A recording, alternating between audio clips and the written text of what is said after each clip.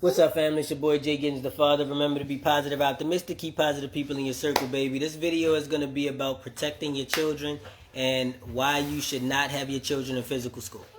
Before y'all just be like, oh, here you go with this shit, and click off. Hold on for a second. I just ask that y'all just hear me out, okay? I know that what I'm saying is something that is like not really respected, because it's not something that.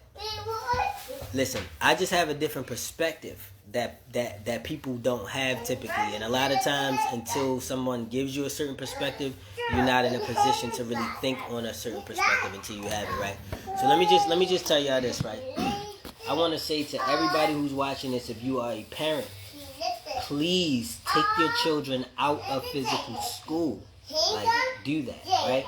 Now, I know you probably like, nigga, what? That don't make sense. Why I'm going to do that? Well, let me just give you some information, and then you can make your own decision. I'm not saying nobody's wrong with it. Whatever. Do whatever you want to do. Y'all parents yourself. But I want you to understand a certain perspective. Jay, keep it down for me, okay? I want you to understand a certain perspective, right? Understand that when your children are going to public school, you are literally, Gerald and Jay, keep it down for me, okay? You are literally sending your child into a building with a bunch of strangers who you do not know. I ain't even talking about the children. I'm talking about the adults. You're sending your child. You know how much children are worth? Children are worth like $16 million. You're sending your child into a building with a bunch of strangers you know nothing about, who are also around a bunch of strangers you know nothing about, with hundreds of other children who you never met and don't know nothing about, right? It's some of you wouldn't even let your kid go over your neighbor house if you ain't never meet them, because you don't know what their house like, right? But you sending your child to a building with hundreds of them. So they sitting, you know what I'm saying? Like, they sitting next to a kid that might touch his little sister or beat his little sister in the face, might bring a knife to school, stab your child up, right? I would argue that it's neglectful to even send your child to school. Like, and I don't feel like, go sit down. Gerald, sit down. See, I gave y'all a chance. Didn't I tell you I would? Yeah, right? That's why I said cry. Okay, well, no more. Gerald, put it down. No more playing. Put it down. Yeah. Sit over there. No more playing. Because I told y'all that. All right, now listen. You know, you send your child to school with a...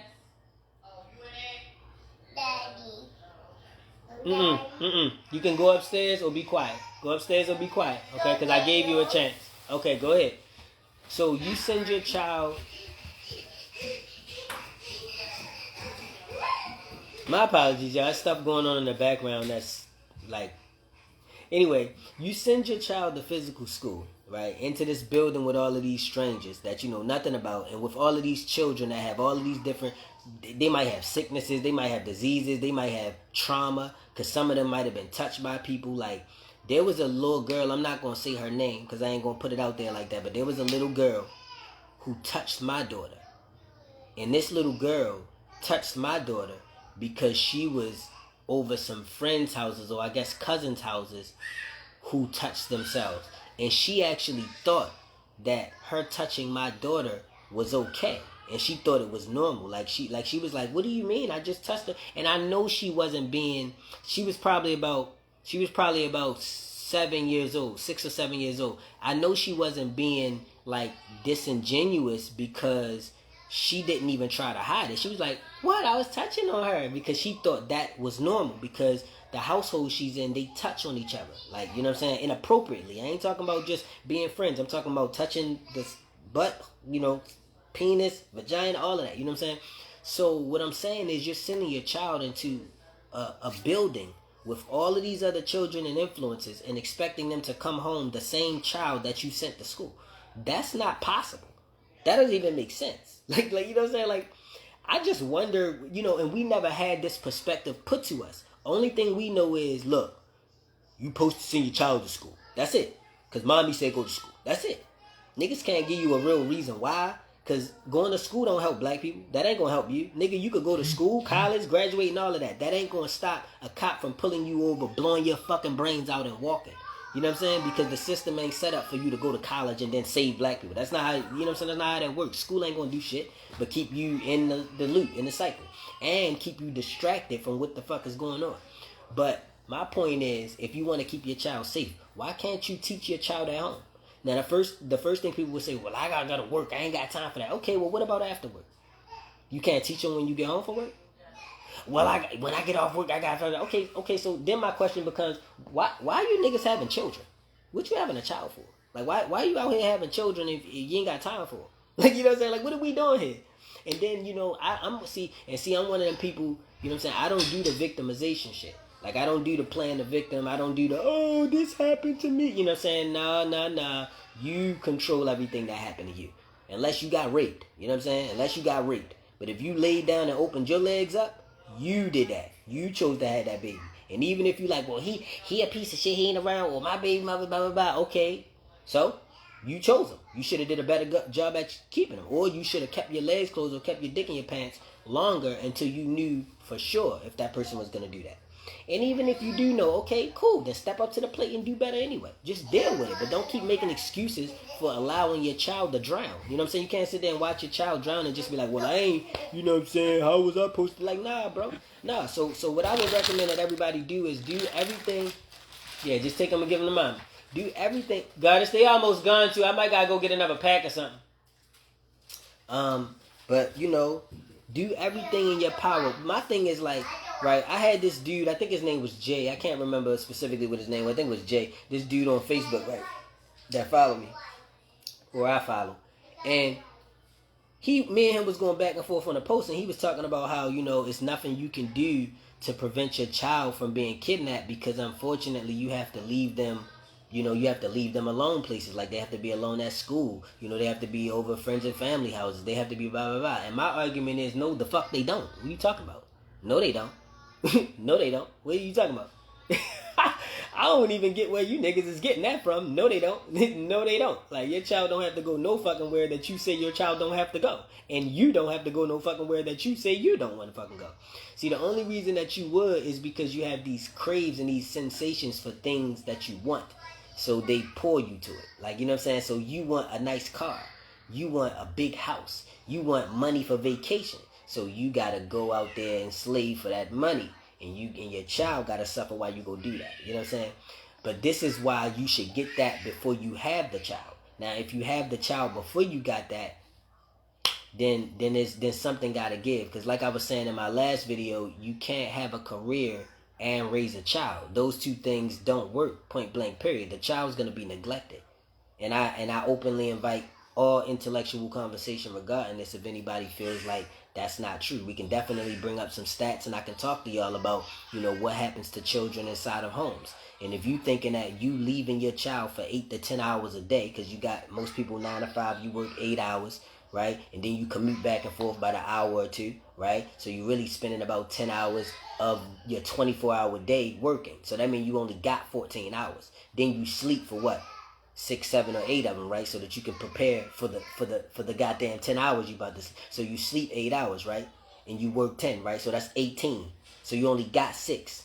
So, right? So you only have 6 hours that you could even give to your child, even if you wanted to. And on top of that, you ain't going to give it to him because you so drained and stressed from the work that you got to go get a drink. So now you spent another hour doing that. So guess how many hours your child got now?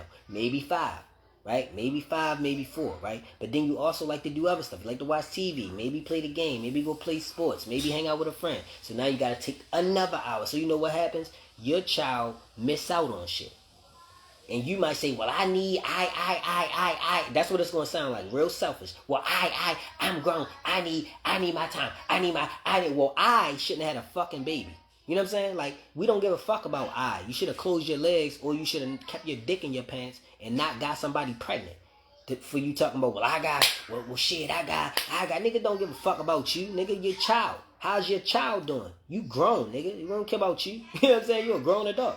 You know what I'm saying? Listen, most black people know in the family, once you have a baby, you don't get Christmas gifts, nigga. You can't be hitting your grandparents and your parents and talking about, what you give me for Christmas? And you got 3 kids, nigga. We getting the kids gifts. You grown, nigga. We don't give a fuck about you. We taking care of the children. You know what I'm saying? Because you have now passed the seed down. That's why you're not supposed to be out here just fucking like all of these damn kids doing because their parents are where? At work, right? You see, this is the whole thing I'm trying to bring to you. Now, if you place your children as your top priority, then you won't need none of that other stuff. And then on top of that, we need to learn to be better people to each other and be respectful to each other. Because a lot of the reason why people are put in situations and predicaments where they can't afford, and when I say afford, I ain't talking about money, I'm talking about time and energy, but they can't afford to really be there for their child, is because they chasing shit. You know what I'm saying? Instead of just taking care of the child and caring about the child, they chasing shit. They trying to get shit that the child don't give a fuck about. Because I'm going to tell you right now, as a father of 5, and I cut the umbilical cord and raised all 5 of my children, children don't give a fuck about you going to work. Guaranteed. They don't give a fuck about you going to work. Right? They don't care about how much money you got. They don't care about if you got them new Yeezys. The only way that will happen is if you make them care about it. You know what I'm saying? You have to condition your child to like that kind of stuff. And this is what a lot of unfortunately a lot of our parents do. They condition the child. I was a victim of that myself. Like when I was coming up, I was really into games when I was a teenager. I was a heavy gamer. Like I used to play the game. It's 24 hours in a day. I used to play the game 25 hours a day. You know what I'm saying? I was a heavy gamer. And all I wanted was games. But my mother wanted me to love clothes and shoes and shit like that. Like, and I didn't care about it. Like, she would get paid, hey, son, let's go get you some outfits and blah, blah. And I'd be like, nah, I'm good. Can you get me a game for the PlayStation? A game? What you want a game for? No, let's get you these jeans. And I'd be like, all right, that's cool. Just go grab some jeans. Well, you want these ones? I'm like, man, the $200 one? Yeah, you want these? Why? Cause get these, they nice. Look at they want to make you want it. Like, you know what I'm saying? Because then once you start wanting that shit, now you gotta go work. Now you gotta go participate in the rat race so that you can keep up with the Joneses. This is why people can be perfectly fine. You got your family, you got your health, everything good, but they still feel depressed because they don't have all of these things that they was taught to want growing up. So now they like, oh, I don't have, like for instance, I was telling somebody recently, like, I wanted a car, right? I was like, I want a car, man. I ain't got no car. I want a car, so I got a car. I got a Toyota Tercel. That was my first car, right? Then I'm like, man, I got this little stupid car, man. I want another car, So then I got a Mazda 626. And then I was like, man, my car don't have no rims on it, man. I need a car with some rims on it, man. What? So then I bought some 20s to go on my car. Oh, no. No, I was like, I want a nicer car. This an old car because it was like a 93 or something. So I'm like, I want a nice car. So then I bought a brand new car, 2007, off the lot. Drove it off the lot in 2007. I drove a 2007 off the lot. Brand new. I ain't even had to put no money down, right? So I got that car. I'm like, all right, cool. Then I'm like, man, I got regular factory rims on here. I want some chrome rims. Then I spent $1,500, got some 20-inch chrome rims to put on the car. Then I got them. I'm like, man, I'm driving a Toyota, man. I don't got a BMW or Mercedes. I want a BMW.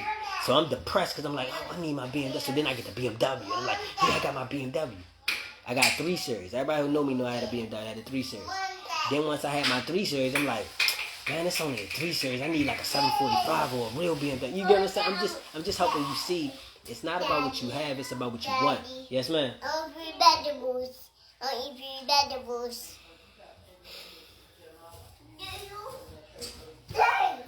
So look, y'all. So, like I said, the moral to the story is not right now, Jay. Not right now, Jay. So the moral to the story is, just like with money, it's not about how much money you make, it's about how much money you spend. You know what I'm saying? Because you can have one person that make $5,000 a month, you can have another person that make $2,000 a month, but the person who make $5,000 a month, rent is $3,000, and the person who make $2,000 a month, rent is $500. So they both got around the same amount of disposable income. You get what I'm saying? So it's not about what you make, it's about what you spend. Same thing in life. It's not about what you have, it's about what you want. You know what I'm saying? Because I don't have a car. I ain't never not had a car since I was 15 years old. Since I was 15, and I'm almost 40 now. So I ain't never had a car since I ain't never not had a car since I was 15. You know what I'm saying? Hold on, y'all.